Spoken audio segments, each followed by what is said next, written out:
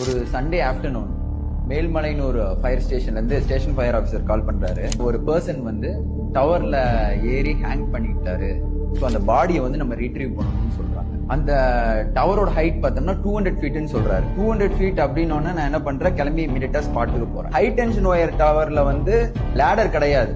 நீங்க வந்து அந்த ஆங்கிள்ஸை பிடிச்சிதான் வந்து கிளைம் பண்ணி மேல போகணும். ஸோ அந்த க்ரூ மெம்பர்ஸ் எல்லாரும் வந்து என்ன ஒரு மைண்ட் செட்ல இருக்கிறாங்கன்னா, ரொம்ப டிஃபிகல்ட் பண்றதே ரொம்ப கஷ்டம் அப்படிங்கிற ஒரு மைண்ட் செட்ல இருக்கிறாங்க.